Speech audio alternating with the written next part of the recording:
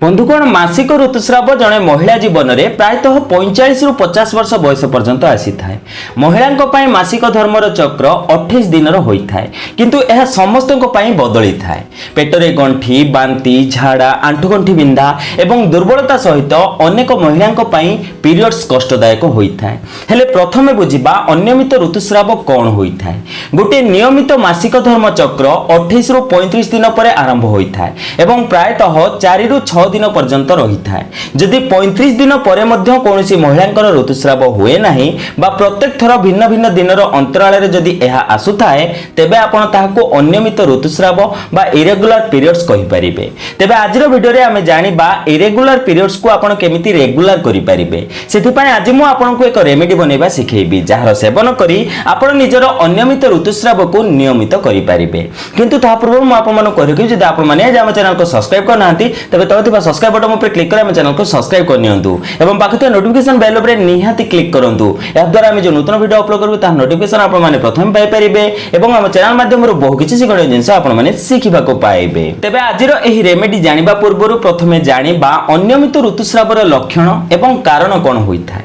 मासिक धर्म चक्रर अवधि 35 दिन रु अधिक बढ़ी जिबा, गोटे मासरे 3 रु अधिक थर ऋतुस्राव हेबा, मासिक धर्म समय अधिक रक्तस्राव हेबा, पेटरे गंठी एवं पेटरे कष्ट हेबा अनियमित ऋतुस्रावर लक्षण होइथाय। एहा सहित हार्मोनाल इम्बालांस, गर्भनिरोधक मेडिसिन रो अधिक सेवन, मोटापण, जीवन शैली रे परिवर्तन जेमिति कि गतिहीन जीवन शैली बा अस्वास्थ्यकर भोजन करिबा, stress, depression, thyroid, polycystic ovary syndrome अनियमित ऋतुस्रावर कारण होइथाय। एबे जानिबा आजिरो एही रेमेडी विषय जहां आपनको इरेगुलर पीरियड्स को रेगुलर करिथाय। एथिपाई आपण एक पात्र गैस उपरे बसांतु। एथिपाई आपण को प्रथम सामग्री रो आवश्यकता पड़िबो गोटा धनिया। 2 चम्मच गोटा धनिया आपण एथिरे पकई दियंतु। धनिया आपण को अनियमित पीरियड्स को नियमित करिया पई चमत्कारी अटे। पीरियड समय हेतुबा कष्टर मध्ये एहा आराम पहुंचाई थाए। तापरे आपण एथिरे आधा चम्मच जुआणी पकांतु।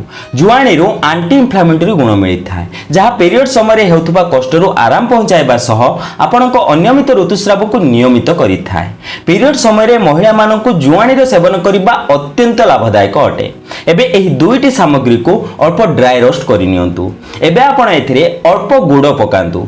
गुड़ ग्लूकोज रो एक भल स्रोत होइथाय, जहा पीरियड समय हेउतबा थकापण एवं दुर्बलता को दूर करिथाय। एहा छडा गुड़ रो मध्य एंटी इन्फ्लेमेटरी गुण मिलिथाय, जहा मासिक धर्म समय हेउतबा कष्टरो आराम पहुंचाइथाय। तापरे आपण एथिरे आधा ग्लास पानी ढाळंतु एवं एहाको 5 मिनिट पर्यंत बॉईल हेबाको छाडी दियंतु। 5 मिनिट भल भाबे एहाको बॉईल कला परे गैस बंद करि दियंतु। एबे आपण गोटे कप नियंतु एवं सेथिरे चिमुटाए हेंगु पकांतु। एंटीबैक्टीरियल गुण रे भरपूर हेंगु पीरियड समय हार्मोन्स को संतुलित करिबारे सहायता करिथाय एवं रक्त नेचुरली पतला होइथाय। पीरियड्स आसीबार किछि दिन पूर्वरु हेंगुर सेवन करिबा द्वारा क्रैम्प्स, पेट, पिठी एवं अंटारे कष्ट को कम करि हेबो। एबे आपण एहाको छाणी नियंतु। एबे आपणकर रेमेडी बनी प्रस्तुत। एबे जानिबा आपण एहार सेवन किपरि करिवे। उषुम उषुम आपण एहार सेवन करंतु। आपण चाहिले सकाळु खाली पेटरे एहार सेवन करि परिबे बा संध्या समय मध्ये आपण एहार सेवन करि परिबे। एहार केवल किछि दिन सेवन करि देखंतु, देखिबे आपणको इरेगुलर पीरियड्स रेगुलर हेबा सहित पीरियड समय जे अंटा एवं पेटरे कष्ट होइथाय ताहा मध्ये दूर होई जिवो। एहार सेवन करी देखंतु, देखिबे आपनको निहाती फायदा देखिबाको मिलिबो। जदि आजर एही वीडियोटी आपनको भलो लागि थाए तबे समस्तक सह एही वीडियोटी को निहाती शेयर करंतु। तबे आशा करछि आजर एही सुंदर वीडियोटी आपनको निहाती भल लागिथिबो। जदि आजर एही वीडियोटी आपनको टिके भल लागते तबे लाइक दियंतु एवं एमिति प्रकार वीडियो देखिया पय हम चैनल को सब्सक्राइब करंतु। तबे बंधुगण आज पय एतिकी पुणी देखा हो नूतन सुंदर अध्याय सह। धन्यवाद।